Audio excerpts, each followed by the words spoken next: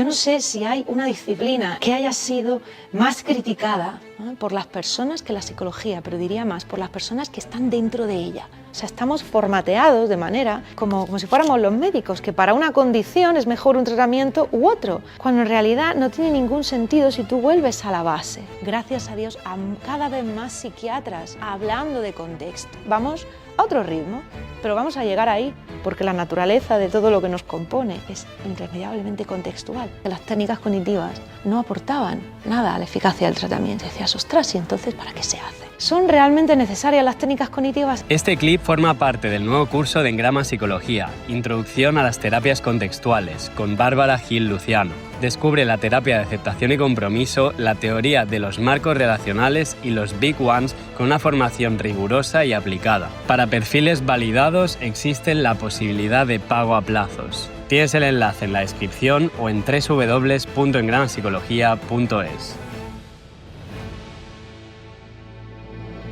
La sociedad empieza a tener la demanda de dar solución a eso que llaman conductas anómalas, comportamientos que hay que cambiar, ¿sí?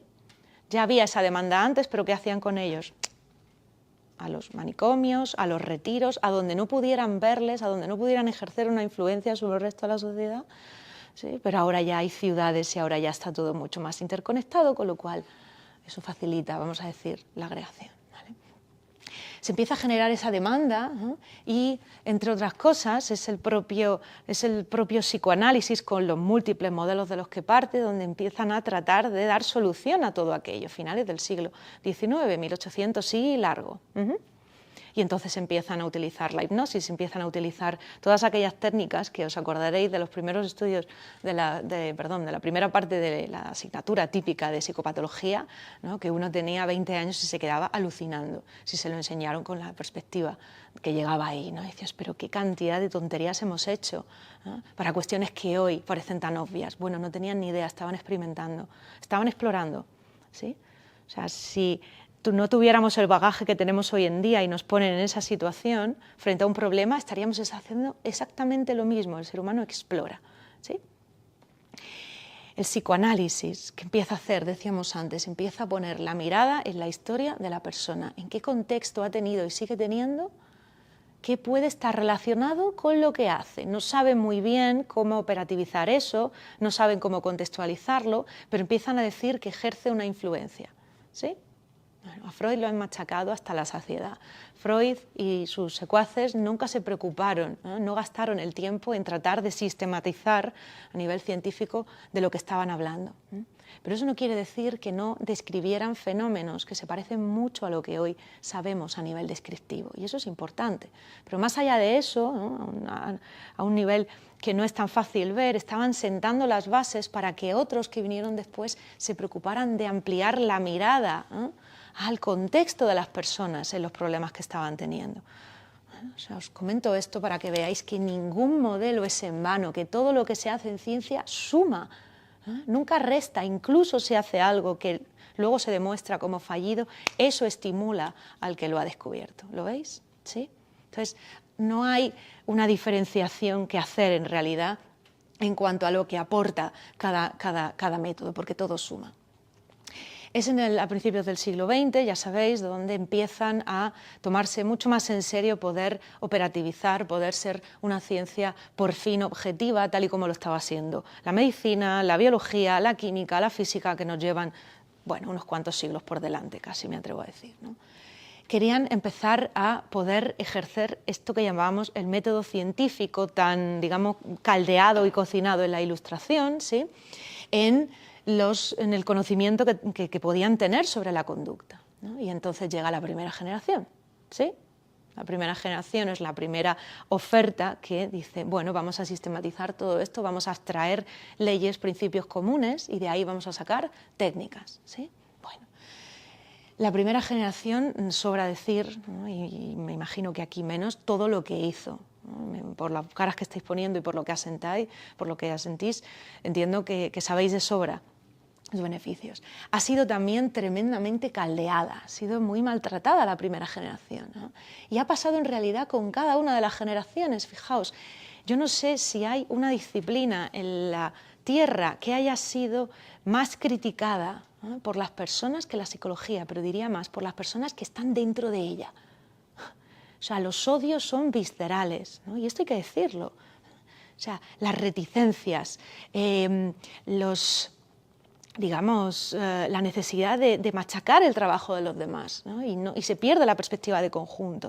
O sea, cuando yo hablo con personas que son biólogos, que son médicos, que son físicos, que están un poco también colgados de los árboles en muchos sentidos, porque no es fácil estudiar su fenómeno, no lo tienen nada fácil. Los químicos, pero todos ellos miran a la psicología y dicen, no entendemos qué os pasa. Hablan de conjunto, ¿no? Porque en biología, por ejemplo, cada vez que hay un hallazgo, la comunidad lo celebra de una manera espectacular. Pensad en medicina, un hallazgo contra el cáncer, todo el mundo lo celebra, ¿sí? Excepto que tú estuvieras haciendo una tesis en una hipótesis contraria a la que acaba de salir y ya te han roto el trabajo de 4 años. Pero en general la comunidad central se alegra. En psicología, dices, ¿qué pasa ahí? Pues que es tremendamente personal. Y que hay unas reglas operando, además, de que es una ciencia, por naturaleza, imposible de ser científica. Bueno, en base a la coherencia que tú tengas de lo que es científico o no, pues a lo mejor esa es tu idea, esa es tu coherencia. Pero nada de lo que está en la faz de la Tierra como fenómeno no es susceptible de estudio. Todo puede pasar por el método científico. Otra cosa es que el acceso al fenómeno sea más complicado, ¿sí? Y eso dificulta más las cosas, ¿no? Pero como se ha visto, gracias al trabajo de todo este recorrido, es posible abstraer principios comunes incluso para las cosas que no es tan fácil tocar y ver, ¿no? Quizá tenía mucho que ver con las reglas de entrada, de lo que no puedo ver, no me lo creo, lo que no puedo ver, no lo puedo estudiar. La primera generación hace un gran avance, la segunda generación hace un avance respecto a lo que la primera generación no pudo, digamos, que completar, y la tercera generación va a hacer lo mismo que la segunda y que la primera con respecto a sus predecesoras, es decir, que es un camino que es el camino típico en cualquier ciencia, ¿no? Damos un paso, ¿no? Y avanzamos en algo, pero aparecen 30 obstáculos más, ¿y ahora qué hacemos? Seguir, ¿no? Aunque a veces esos pasos se parezcan. La primera generación, sabéis qué postulado tiene, ¿no? Y vamos a verla como un edificio en sí, ¿no? Un edificio que no era especialmente, vamos a decir, bonito para la gente, que podía ser más tosco, ¿no? Por lo menos le he puesto algunos colores porque me parece de justicia, ¿no? O sea, podemos decir que es tosco porque la gente decía, se trata con animales, se trata con niños que tienen deficiencias del desarrollo, eso no representa al cómputo de la población general. Bueno, pero las leyes principales que salieron de ahí siguen siendo tremendamente importantes y han impulsado el trabajo de todo lo demás, como hizo en parte la segunda generación y como hará en parte la tercera. No voy a dejar de repetir la sensación de perspectiva y de amplitud. Pudo determinar que cualquier tipo de conducta, tanto pública como privada, ¿no?, se aprende y se moldea en base al impacto de las consecuencias. ¿Sí? ¿Hasta ahí estamos todos en orden? Que no había tal cosa como la mente o como un problema, como cosa a tocar, como entidad, como trozos, sino que tienes que mirar al contexto y a la relación entre sus partes para decir dónde está el problema, ¿sí? O sea, estamos hablando de cosas que no se pueden tocar, que tenemos que describirlas en base a metáforas, ¿no? La propia palabra contexto en sí misma es partes relacionándose entre sí, pero no puedes trocear, no puedes dividir, ¿no? Entonces, cuando hablamos de un problema tenemos que hablar de un antecedente, de una conducta y de una consecuencia, y ver no en cada cosa en sí misma independiente, sino cuál está siendo la relación, en este caso funcional, entre las partes. Bien. El foco de la intervención, la gran pregunta que se hicieron fue, bueno, ¿cómo podemos conseguir modificar determinados comportamientos? ¿Sí? Y en base a eso sacaron experimentalmente diferentes principios, diferentes leyes que tradujeron a técnicas, ¿eh?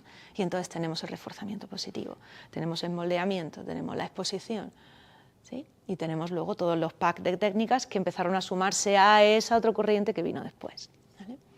Ahora, es importante, en esta perspectiva, ver siempre cómo en la primera generación, sibilinamente, se empieza a generar se empiezan a generar dos ramas que bajo el nombre conductismo son conceptualmente diferentes. Por un lado tenemos el conductismo radical, puramente skinneriano, ¿no?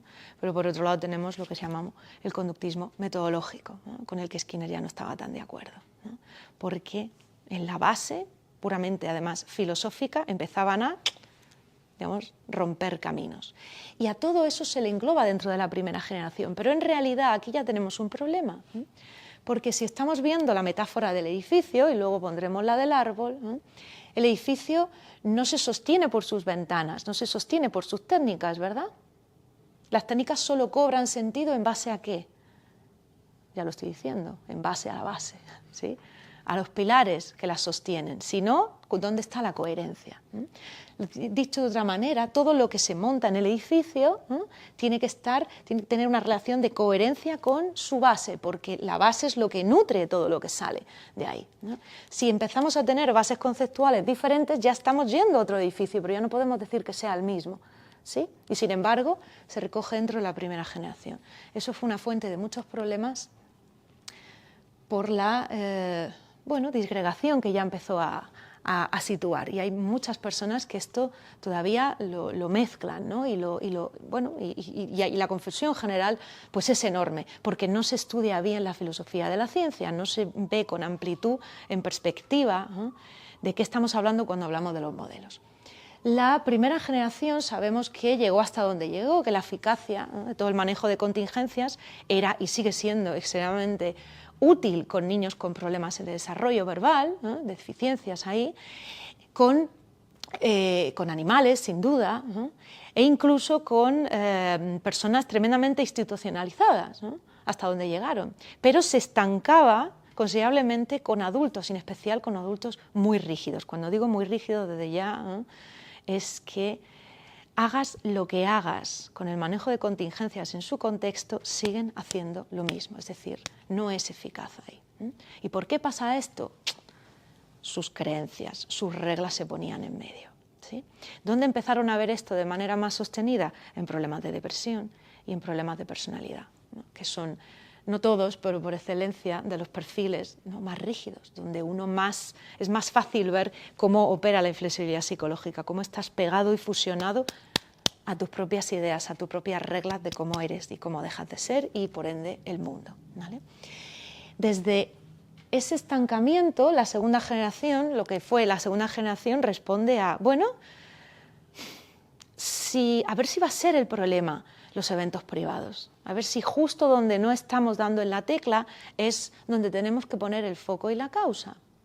Y entonces sale un postulado central, pero que nunca llegaron a experimentar. Es decir, no hay a día de hoy ninguna prueba, más bien sí la hay en lo contrario, de que los eventos privados sean causa del comportamiento.